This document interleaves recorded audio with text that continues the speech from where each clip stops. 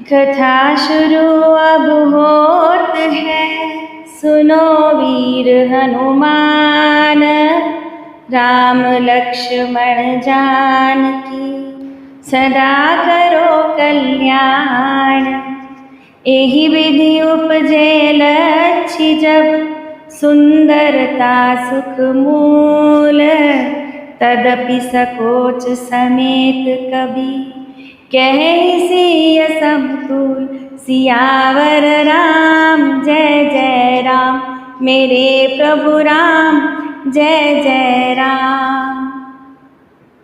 महाकवि तुलसीदास जी कहते हैं कि सीता की सुंदरता की तुलना असंभव है।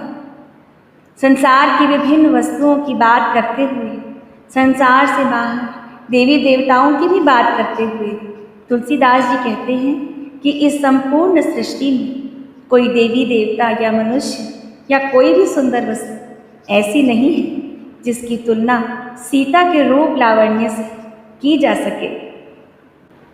यदि छवि रूपी अमृत का समुद्र हो, परम रूपमय कश्यप हो, शोभा रूप रसी हो, श्रृंगार रस पर्वत हो और उस छवि के समुद्र को स्वयं कामदेव ही अपने कर कमलों से मथे, इस प्रकार का संयोग होने से जब सुंदरता और सुख की मूल लक्ष्मी उत्पन्न हो, तो भी कवि लोग उसे बहुत संकोच के साथ सीता जी के समान कहेंगे।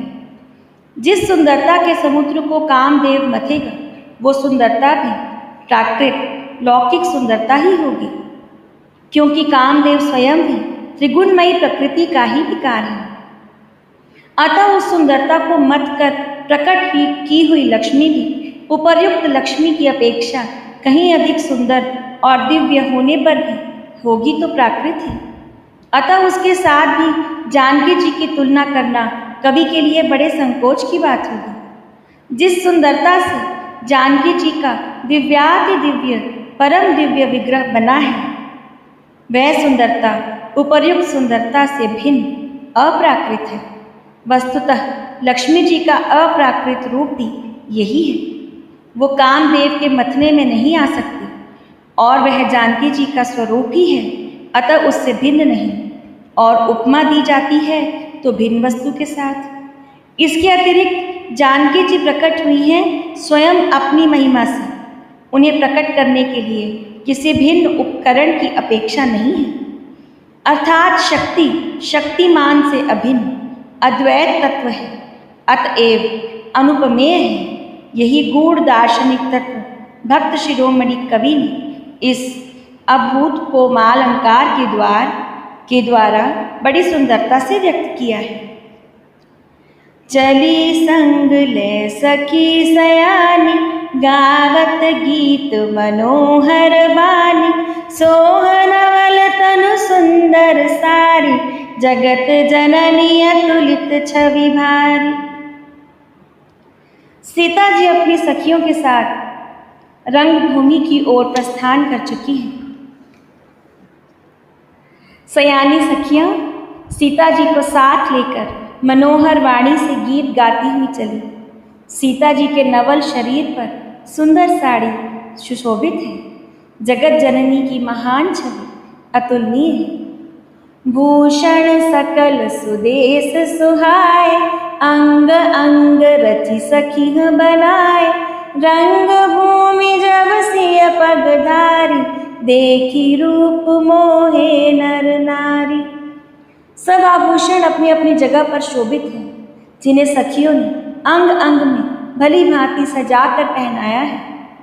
जब सीता जी ने रंगभूमि में पैर रखा, तब उनका दिव्य रूप देखकर स्त्री पुरुष सभी मोहित हो गए।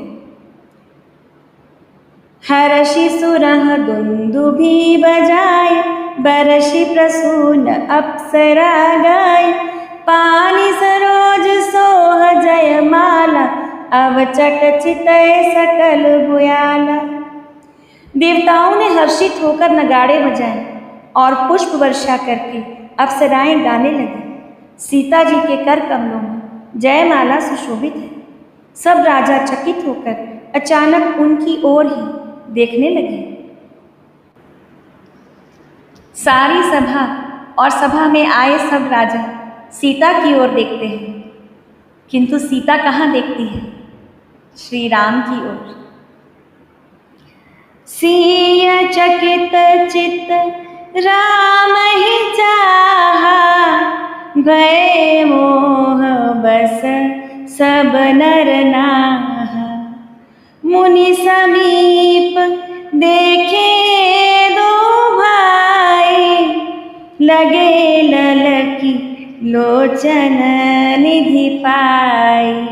राम सिया राम जय जय राम, राम सिया राम जय जय राम। सीता जी चकित चित्त से श्री राम को देखने लगी। तब सब राजा लोग मोह के वश हो गए।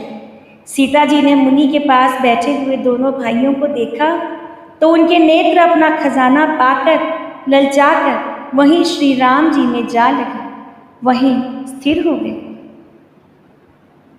गुरुजन लाज समाज बड़, देख सिय सकुचाने।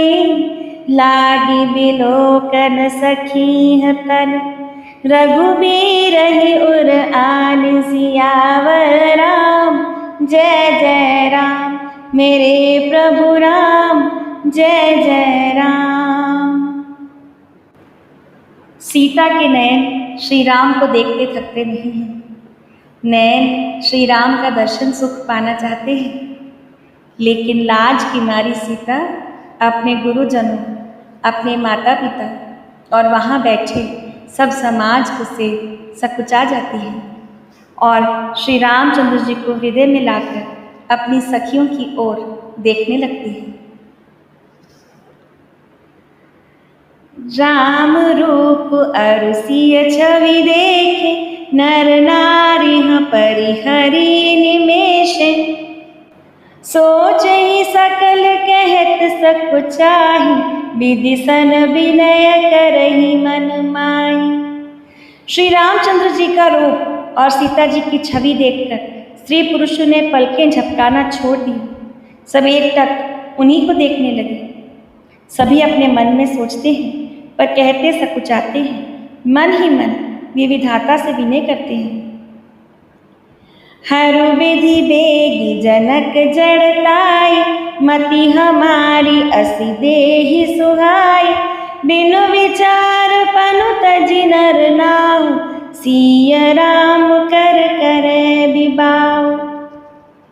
हे विधाता, जनक की मूर्ता को शीघ्र हर लीजिए और हमारी ही ऐसी सुंदर बुद्धि उन्हें दीजिए जिससे वे ज़्यादा सोच विचार किए बिना अपना प्रण छोड़ दें और सीता जी का विवाह राम जी से करें।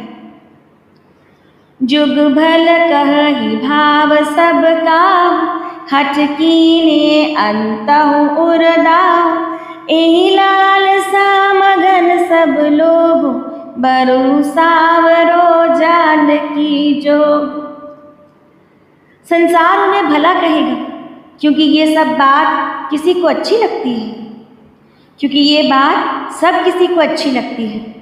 हठ करने से अंत में हृदय जलेगा।